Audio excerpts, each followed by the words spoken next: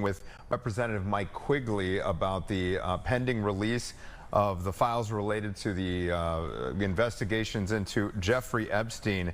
Congressman Quigley, you mentioned the need for pressure to continue on this administration, even over the next 30 days, with so many questions swirling around about what could be included, what could be redacted, what the DOJ could say with regard to the release of these. Hey, we can't release anything because there's pending investigations. What do you think these next 30 days or so are going to look like around this issue on Capitol Hill? Yeah, the worst thing we could do is declare victory and go home. I think now the real work begins. I mentioned my concerns about the willingness of this administration to conceal, destroy, or alter evidence. There's language in the legislation we pass that explicitly forbids these actions and requires that their disclosure take place, protecting the identity of victims, of course. And there's pre-existing law that requires the FBI and the DOJ to preserve any documents, and no documents can be legally destroyed without a judge's order. But making sure that happens, and that just because they have 30 days doesn't mean it should take that long. So I think continuing on a bipartisan, bicameral basis, the pressure to release all these documents as soon as possible is the first tack. The second thing is there needs to be an ongoing investigation on both sides of Congress.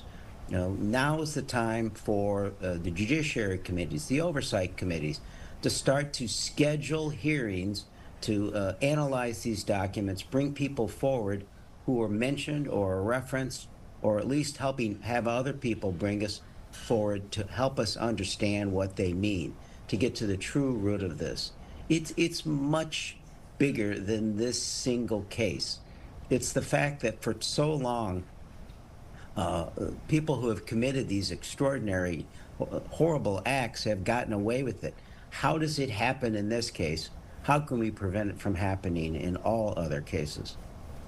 So you mentioned keeping the pressure on. As just someone who's listening to the horrors that happened with Jeffrey Epstein, is there any way that we can support the victims from him or from others that were involved? Yeah, I think to their willingness to tell their stories, that be amplified, that people understand how this happens, to reinforce and support those who come forward with all such crimes like this, that they feel safe in doing so.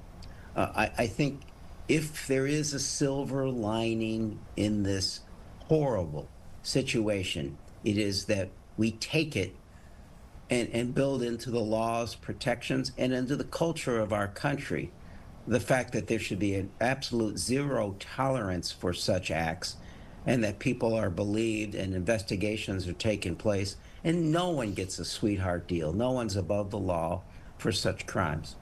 It should probably be pointed out as well that the Trump administration, the Trump DOJ, does not need congressional approval to release these documents. They could do it voluntarily.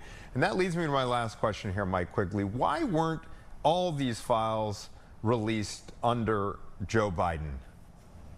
Right. Look, I think there was a mistake not releasing all these files. I don't believe that Biden had a personal reason, as I believe President Trump did, for not releasing these immediately. So to your point, I agree. These documents, these files should have been released. Again, protecting the innocent victims in here, but it should have been done a long time ago.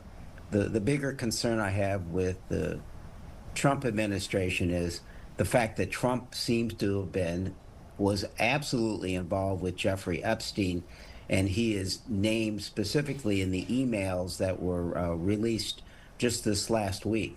So it should have been released by both administrations. What's more troubling with the Trump administration is their deliberate efforts to block it, seemingly to protect the president himself from the public knowing his true involvement. Congressman Mike Quigley, we appreciate your time, and we'll be checking back in as things progress over the next couple of weeks. Thank you, sir. Very good. Thank you.